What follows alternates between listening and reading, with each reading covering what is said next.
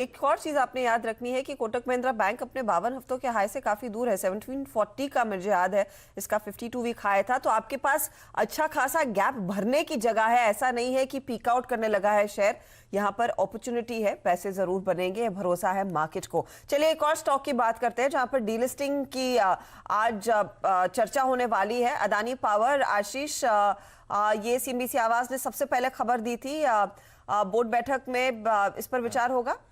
सबसे पहले खबर दी, उसके बाद उस खबर की पुष्टि हुई और आज वो डी डे आ गया है जब अदानी पावर का बोर्ड बैठक करने वाला है। वॉलेंटरी डीलिस्टिंग पर इस कंपनी का बोर्ड विचार करेगा। और अदानी पावर में जो प्रमोटर्स का स्टेक है ऑलमोस्ट थ्रेशोल्ड 75% प्रमोटर्स का स्टेक है।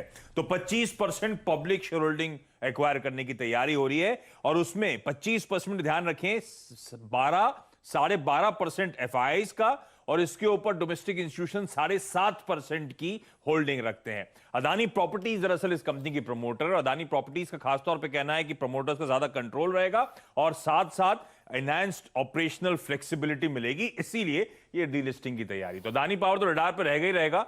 मुझे लगता है आज पूरी अदानी ग्रुप कंपनीज भी अपने रडार पर रखी है। अदानी ग्रुप स्टॉक्स में एक बार नीरज की टीम दिखाइए। मैं देख रहा था आज उनकी टीम में अदानी के दूसरे स्टॉक्स भी थे। पावर के अलावा मेरे ख्याल में अदानी गैस भी था उनकी टीम में। तो अदानी ग्रुप के स्टॉक्स, अदानी ट्रांसमिशन भी फोकस में रहेगा। सारे दिखाइए डॉक्टर साहब, अगर पैक आपके पास तैयार हो अदानी ग्रुप का। तो अदानी पावर था, देखिए आज का फ्री हिट। अदानी गैस, हाँ देखिए मेमोरी ठीक है, अदानी गैस भी था जो रडार पर है। तो बात करते हैं पहले गुरांग सर से अडानी ग्रुप के शेयरों में, अडानी पावर पर उनकी राय, उसके बाद अडानी गैस पर आप एक बार चार्ट देखकर बताइएगा। राजेश जी कैसा लगता है आपको? पहले गुरांग जी आप बताइए। तो हेमंत, जब भी ऐसी खबरें आती हैं डीलिस्टिंग को लेकर के, खास करके इस समूह की कंपनियों को लेकर के, तब बाजार में दिलचस्पी और रुचि बहुत बढ़ जाती है। और अगर आप मूल्यांकन की बात करें तो उसको देखते हुए भी खबरों के आधार पर मेरे ख्याल से लोग थोड़े बहुत हरकत में आ जाते हैं और छोटी मध्यम अवधि के लिए आपको इजाफे बिल्कुल देखने मिलेंगे।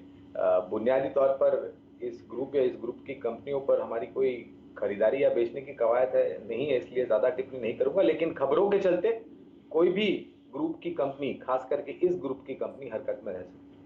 आपने वो राजेश जी के पाले में छोड़ दी है तो ट्रेडिंग के मौके मिलेंगे।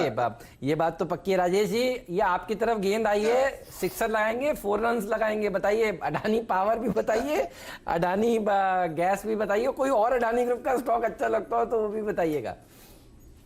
In fact Adani power, Adani gas दोनों के पैटर्न अच्छे हैं। दोनों अपने रिसेंट हाई पे ट्रेड हो रहे हैं। मोमेंटम के साथ रोज इसमें डिलीवरी बेस्ड बाइंग हो रही है। तो अगर मैं अडानी गैस की पहले यहाँ पे बात करूं तो अपने 20, 50, 100 हर डीएमएस को तोड़ते तोड़ते अभी ऊपर आया। Now it is ready to test it's 200 DMA.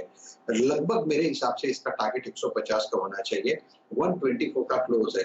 Intermediate resistance करीबन 136 का, यानी 124 से 136, 136 के बाद 150, ये इसके प्रोजेक्टेड अडानी गैस के टारगेट्स यहाँ पे दिखते हैं। रही बात अडानी पावर की, तो हेमंत हमने हमेशा ये कहा Adani power is the best bet. In fact मुझे याद है हम लोग 31, 32 से यही करे, पहले 35, 36 का टारगेट था। सेकंड टारगेट हमने 40, 41 कर दिया। अभी जो नेक्स्ट टारगेट दिख रहा है वो मेरे हिसाब से 46 का होगा। 46.50 इसका 200 डीएम है। तो जिस तरह से हर लेवल को ये बखूबी पार कर रहा है, इसका नेक्स्ट टारगेट शुड बी 46। तो अडानी पावर में भी बाय है और अडानी गैस में भी बाय है। अडानी पावर का स्टॉप लॉस 40 रुपए पे ये चल रहा है। स्टॉप लॉस होगा 38.50, टारगेट 46। 38.50 का stop loss specifically Adani power में लगाना है। 46 की तैयारी करनी है और ये पूरा पैक रहेगा आज फोकस में, जहां पर ट्रैक्शन तेजी की तरफ ही दर्ज होने वाला है। अदानी पोर्ट या फिर गैस में कोई टारगेट्स है क्या राजेश? देखिए, अडानी पोर्ट्स में 339 के आसपास है। अडानी पोर्ट की पर्टिकुलर बात करें तो 360, 358, 360 तक मुझे लगता है यहाँ पे रैली आनी चाहिए। 339 का क्लोज है। स्टॉप लॉस 330 पे होगा। एट द सेम टाइम से सिर्फ अडानी ग्रुप की हम बात करें तो यहाँ पे अच्छा देखिए, अडानी एंटरप्राइजेस भी देखना 150 के आसपास इसका ट्रेड है। कल परसों यानी मंडे के दिन, फ्राइडे के दिन यहाँ पे एक टेक्निकल ब्रेकआउट हुआ। उसके बाद 2 दिन का कंसोलिडेशन। मुझे लगता है कि इसमें एक जबरदस्त रैली आएगी। 150 का क्लोज है, 145 का स्टॉप लॉस होगा। ऊपर में मुझे लगता है करीबन 170, 175 का टारगेट इसने अनफोल्ड किया है।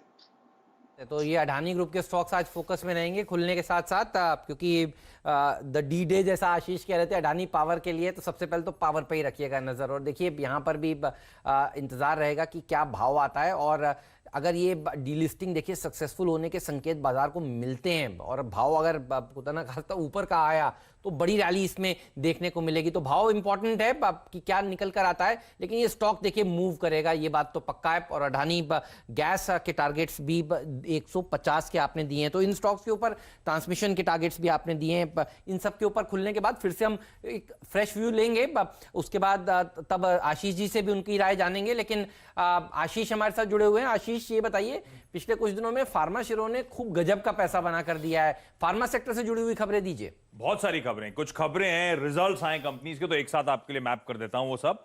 सिप्ला, जुबिलेंट लाइफ जैसे स्टॉक्स हटा पे रखिएगा। भारत ने एंटीवायरल ड्रग रेमडेसिविर के इमरजेंसी यूज को मंजूरी दी है कोविड 2019 के अगेंस्ट में यूज करने के लिए। अब गिलियाड साइंसेज की ये दवा है और गिलियाड साइंसेज ने 4 इंडियन कंपनीज के साथ इसकी लाइसेंसिंग डील कर रखी है, जिनमें सिप्ला और जुबिलेंट लाइफ भी हैं, इसीलिए इन कंपनी को हटा पे रखिएगा। ग्रैन्यूल्स इंडिया, चौथी तिमाही के नंबर्स आए और नंबर्स अच्छे हैं, स्टेबल रिजल्ट्स हैं, डिस्पाइट की एनवायरनमेंट टफ था इस कंपनी के लिहाज से। आय 2-2.5% गिरी जरूर, पर ध्यान रखें दबाव इसीलिए आया क्योंकि पैरासिटामोल के एपीआईज फिक्स डोसेजेस पे, आपको याद होगा, एक्सपोर्ट्स पर रिस्ट्रिक्शंस लगाए गए थे, तो इसीलिए आय में हल्का दबाव था। लेकिन उसके बावजूद मार्जिन 70 बेसिस पॉइंट सुधरे, मुनाफा 44% बेहतर होता हुआ। ल्यूपिन, इसको यूएस एफडीए से एक मेलॉक्सिकैम कैप्सूल्स हैं उसके लिए मंजूरी मिली है, जो कि ऑस्टियो अर्थराइटिस के लिए इस्तेमाल की जाती है। हालांकि छोटी ड्रग है, कुल मार्केट साइज इस ड्रग का $14 मिलियन का है। सिंजीन, इन्होंने करार किया है हाई मीडिया लैब्स नाम की कंपनी के साथ, एलिसा टेस्ट किट्स बनाने वाले हैं ये लोग कोविड 2019 के लिए। तो हाई मीडिया दरअसल मुंबई में मैन्युफैक्चरिंग करेंगे और डिस्ट्रीब्यूट करे जाएंगे अक्रॉस इंडिया। स्पार्क, जो कि आर&डी आर्म है सन फार्मास्यूटिकल का, यहां पे नंबर्स खराब हैं, लॉसेस अभी भी हुए हैं और लॉसेस बढ़ रहे हैं। तो रेवेन्यूज साल दर साल 73% का डिक्लाइन, 9 करोड़ रुपीस के लॉसेस हुआ करते थे लास्ट ईयर Q4 में, बढ़कर 99 करोड़ के लॉसेस हो गए। 9 से 99, मतलब ये लॉसेस बढ़ते जा रहे हैं। और जिस